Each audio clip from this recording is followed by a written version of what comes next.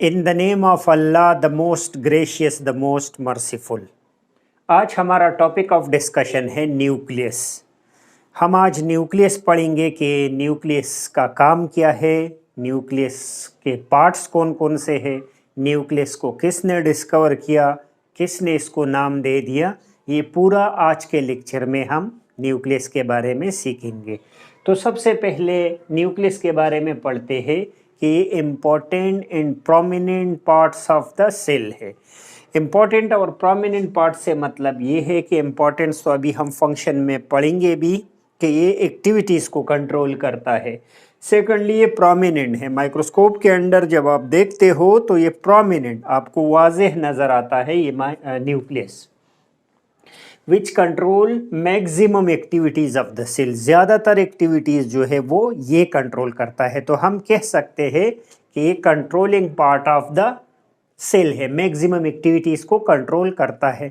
कुछ ऑर्गेनेल्स है जो कि सेल्फ रिप्लिकेटिंग है, जैसे माइटोकॉन्ड्रिया और प्लास्टिड, लेकिन ज़्यादातर एक्टिविटी जो है वो न्यूक्लियस कंट्रोल करता है। व्हेन डिसअपीयर, आपको न्यूक्लियस कब नज़र नहीं आता? ज़्यादातर अगर माइक्रोस्कोप के अंदर आप देखते हो तो ये तो नज़र आ जाता है, लेकिन कभी कभी ये नज़र ना भी आता है। और वो कंडीशन कब होता है? डिवाइडिंग सेल के अंदर, जब सेल डिवीजन करता है तो ये न्यूक्लियस डिसअपीयर होता है। ये आपका एक एमसीक्यूज़ है। इसकी शेप की अगर बात करें तो ज़्यादातर सर्कुलर है, कुछ इर्रेगुलर भी है न्यूक्लियस, लेकिन ज़्यादा न्यूक्लियस जो है वो सर्कुलर है। डिस्कवरी रॉबर्ट ब्राउन ने 1831 में की थी। फिर इसकी साइज़ की बात अगर करें तो ये सिर्फ 10 माइक्रोमीटर है। नंबर तो कुछ सेल में, बल्कि ज़्यादा सेल में ये मोनोन्यूक्लिएट होता है। ज़्यादा सेल मोनोन्यूक्लिएट इसलिए होते हैं कि उसके अंदर एक ही न्यूक्लियस पाया जाता है, जबकि कुछ ऐसे सेल भी है जो बायोन्यूक्लिएट है, जैसे फंजाई का अगर आप देखोगे तो वो बायोन्यूक्लिएट है, उसमें 2 न्यूक्लियस है। जबकि कुछ सेल जैसे ऑस्टियोक्लास्ट है वो क्या है? वो मल्टी न्यूक्लिएट है, उसके अंदर बहुत सारा न्यूक्लियस मौजूद होता है। अच्छा, गैस चला गया। तो मल्टी न्यूक्लिएट में बहुत सारे न्यूक्लियस मौजूद है, जैसे फंजाई है, ऑस्टियोक्लास्ट है, या फिर मसल सेल है। उसके अंदर क्या है? मसल सेल ऑस्टियोक्लास्ट के अंदर मल्टी न्यूक्लिएट है, जबकि फंजाई के अंदर 2 न्यूक्लियस है तो बायोन्यूक्लिएट है। जबकि ज़्यादातर सेल के अंदर एक न्यूक्लियस है तो वो मोनोन्यूक्लिएट है। तो on the basis of number ये उसके टाइप्स भी हो गए। पार्ट्स की अगर हम बात करें तो 4 पार्ट है। सबसे बाहर न्यूक्लियर मेम्ब्रेन है, फिर अंदर न्यूक्लियोलस है, फिर क्रोमोसोम्स है और न्यूक्लियोलस है। अगर हम बात करें न्यूक्लियर मेम्ब्रेन की तो न्यूक्लियस के इर्द गिर्द जो एनवेलप है उसका नाम क्या है? Nuclear membrane. और न्यूक्लियर मेम्ब्रेन एक तो ये बायलेयर है बाकायदा, ये सेमी परमिएबल है जैसे प्लाज्मा मेम्ब्रेन की तरह। इसके अंदर बहुत सारे पोर्स होते हैं जो कि डिफरेंट सेल में डिफरेंट होते हैं। लाइक फॉर एग्जांपल अगर हम एक की बात करें, एक सेल, तो उसमें 30,000 पोर्स होते हैं, ये इर्द गिर्द के जो सुराख है। और ये है क्यों? अंदर न्यूक्लियस और साइटोप्लाज्म के दरमियान जो एक्सचेंज होता है वो इन पोर्स के ज़रिए होता है। अगर हम न्यूक्लियोप्लाज्म की बात करें, जैसे साइटोप्लाज्म था तो अंदर न्यूक्लियस के अंदर फ्लूइड पार्ट जो है वो न्यूक्लियोप्लाज्म है, उसमें बहुत सारा क्रोमेटेड मटेरियल और सॉल्युबल सेप है, कोलाइडल मिक्सचर है, कुछ एंजाइम, डीएनए, आरएनए, सब चीज़ें इसमें प्रेजेंट होते हैं। फिर अगर हम न्यूक्लियोलस की बात करें तो न्यूक्लियोलस भी प्रोमिनेंट बॉडी है और वो न्यूक्लियस के अंदर एक साइड पे पड़ी हुई है। ये न्यूक्लियस खुद कहाँ पे पड़ा हुआ है? या तो ये सेंटर में होता है जैसे एनिमल सेल का, या ये एक पेरिफेरीज की तरफ होता है जैसे प्लांट सेल में होता है, क्योंकि प्लांट सेल में वैक्यूल बहुत बड़ा होता है और इसको असाइड कर देता है। अच्छा, न्यूक्लियोलस की बात कर रहे थे तो एक तो ये प्रोमिनेंट है, ऐसे पड़ा हुआ है, डार्क स्टेनिंग बॉडी है, मतलब कलर्ड बॉडी है। आप देखते हैं तो प्रोमिनेंटली माइक्रोस्कोप के अंदर आपको नज़र आता है।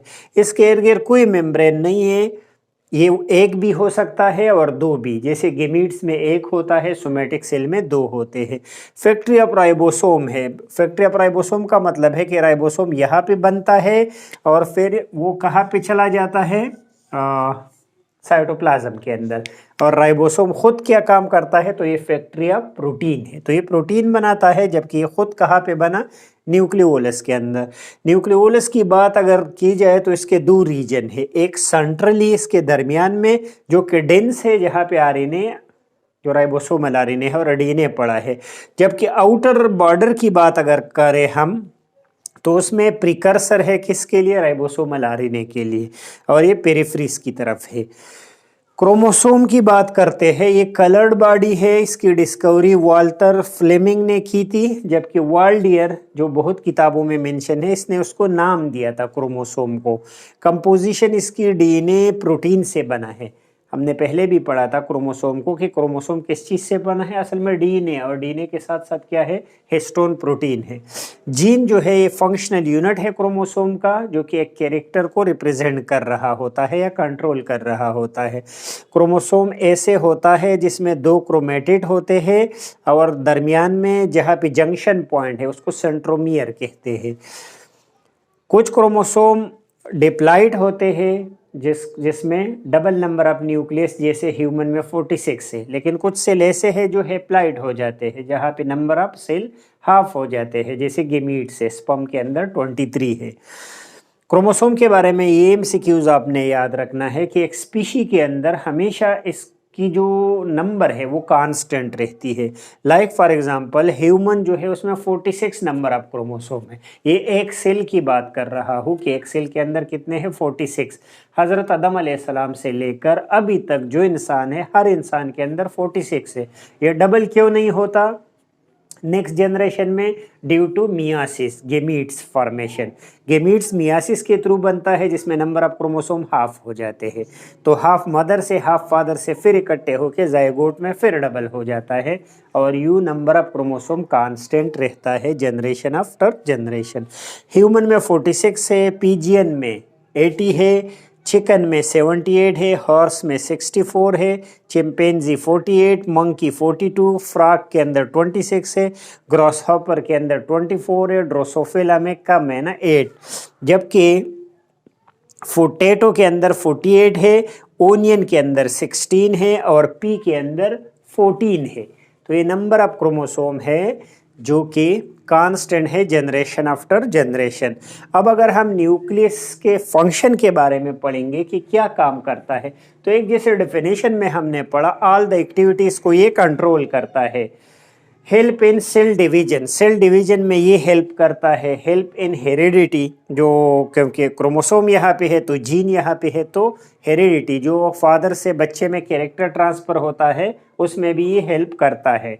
डायरेक्ट प्रोटीन सिंथेसिस, डायरेक्शन देता है ड्यूरिंग कि कौन सा प्रोटीन आपने बनाना है, तो अंदर से मैसेंजर आरएनए पैगाम लाके इसको बता देता है राइबोसोम को, तो अकॉर्डिंगली वो फिर प्रोटीन बन जाते हैं।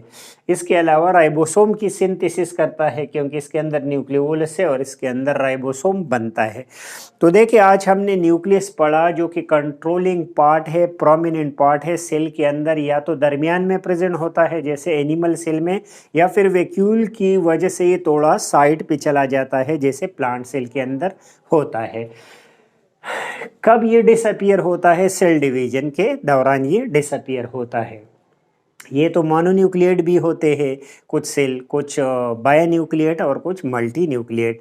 आपने बायोन्यूक्लिएट के साथ फंजाई का एग्जाम्पल याद करना है, मल्टी न्यूक्लिएट के साथ ऑस्टियोक्लास्ट और मसल सेल याद करने हैं। 4 पार्ट्स है, सबसे बाहर एनवेलप है, न्यूक्लियर मेम्ब्रेन, फिर न्यूक्लियोप्लाज्म है, फिर क्रोमोसोम है। ये तो क्रोमेटिन मटेरियल है, लेकिन जब सेल डिवीजन स्टार्ट होता है तो ये क्रोमोसोम बन जाते हैं फिर।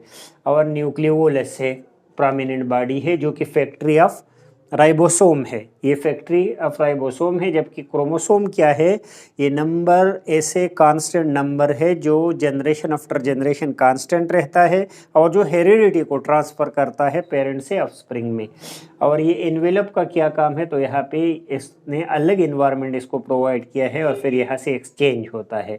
जबकि न्यूक्लियोप्लाज्म के अंदर बहुत सारे ऐसे मटेरियल है जो अंदर रिएक्शंस या जो रिप्लिकेशन जब डीएनए करता है तो उसके काम आ जाता है। तो ये ओवरऑल न्यूक्लियस था। फिर नंबर ऑफ क्रोमोसोम आपने एक टेबल की शक्ल में याद करो, एनिमल के अंदर भी और प्लांट के अंदर भी कि ये कांस्टेंट है और ये जनरेशन आफ्टर जनरेशन कांस्टेंट रहता है। फंक्शन में जो इम्पॉर्टेंट फंक्शन है इसका एक्टिविटीज़ को कंट्रोल करता है और हेरिडिटी के लिए रिस्पॉन्सिबल है। होप मैंने ये आपको समझाया होगा। नेक्स्ट लेक्चर तक इजाज़त दीजिए। अल्लाह हाफिज़।